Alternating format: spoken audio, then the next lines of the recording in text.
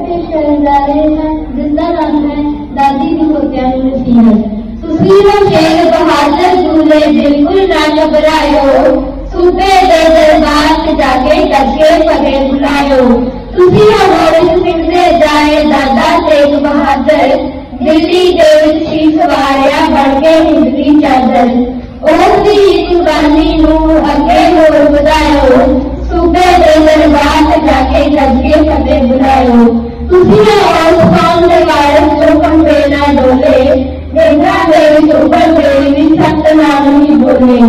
इस कौम नू गुरदा नीला जज्बा नवा सिखायो, सूबे दे दरबार से जाके करके पगे बुलायो।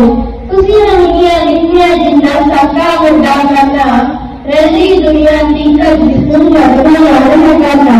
नवा कोई इतिहास सृज के इस दुनिया को जायो, सूबे दे दरबार से जाके करके पगे बुलायो। धन्यवाद।